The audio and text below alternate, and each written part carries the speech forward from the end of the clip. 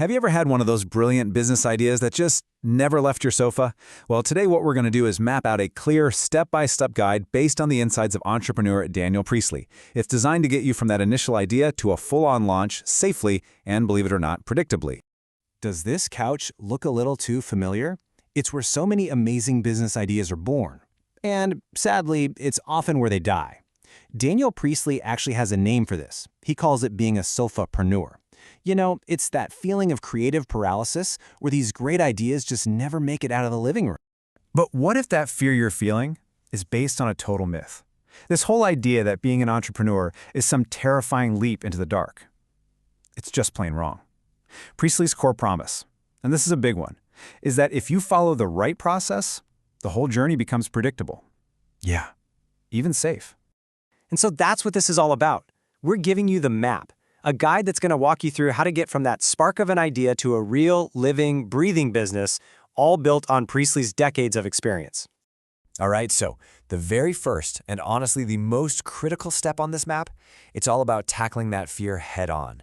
It's about figuring out if your idea is any good before you bet the farm on it.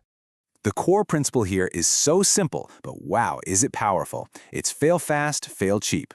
This means you can just forget about spending months and a ton of money building something you think people want. No, instead, you're going to run these little super cheap experiments to see if anyone out there is actually interested. And the ultimate cheap test? A simple wait list. It's a really simple 4-step process. Okay, step 1. You whip up a super simple landing page that just describes your idea. Step 2, you just invite people to join if they're interested. Now, step 3 is absolutely crucial. You're not just getting an email, you're collecting data. You ask them stuff like, hey, how much would you actually pay for this? This gives you real market intelligence. And finally, step 4, you measure the response. Do you get a flood of signups or crickets? And look, this isn't just for some small-time startup. The biggest names in the game use this exact same strategy. I mean, think about it.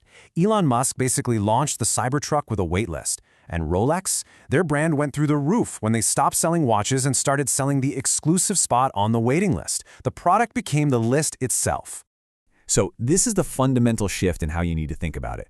The old way was just a massive gamble, right? You build the thing, you raise a bunch of money, and then you just cross your fingers and hope someone buys it. This new way, the smart way, takes almost all of that risk off the table. You test the demand first, you get real data, and then you build the thing you already know people are lining up to buy. It's a game changer. Okay, so you've tested your idea. It's a winner. Now what?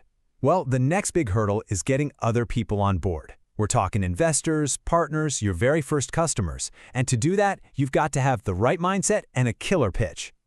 So Priestley says we all operate from one of two mindsets. First, you've got the reptile mindset. This is your ancient, panic brain that's all about fight or flight. It just sees problems and scarcity everywhere. And get this, it literally makes you less effective. But then, you've got the visionary mindset. This is where you're seeing possibilities, you're seeing resources, you're making connections. And this is wild. Research actually shows that when you're in this state, your effective IQ actually goes up. So the big question is, how do you get into that visionary state on command? The key, he says, is pitching. And listen, this isn't just about selling a product. It's about enrolling people in your vision. It's about talking about your idea so clearly and with so much passion that you literally start to bring it into existence. And to help you do that, Priestley's got this awesome framework. It's an acronym called CAPSTONE. It's basically a checklist to make sure your pitch hits all the right notes. It makes sure you're crystal clear, you establish why people should listen to you, you define a problem that really matters, and you offer up your unique solution. It's not just a formula, it's a guide for making people lean in and really believe in what you're building. All right, you've tested your idea, you've mastered your pitch. Now it's time to zoom out and look at the whole map, the predictable journey from that first little spark of an idea all the way to a real scalable company. And here it is, the whole journey laid out. You start in what he calls chaos. That's that frantic early stage where you're just trying to figure out what the heck works. From there, you start building a real team. That core group of people who are going to help you move forward. The huge turning point is digitization. This is where you get serious, you formalize your systems, you create actual assets. Then you professionalize, where you go from being this band of rebels to a serious professional team. And you keep going until finally your business is a valuable, scalable organization that you could even sell one day. So that 5-stage map seems pretty straightforward, right? You just start at stage 1. But What if the smartest move was to skip that first stage entirely? This is where Priestley drops this final, kind of mind-blowing idea that totally flips the start-from-scratch myth on its head. And it all comes down to one single massive number: 65%. That is how much business equity is currently owned by baby boomers. And that entire generation is now heading for retirement at a scale we have never seen before. So here's the kicker. Why not buy an existing, a boring business?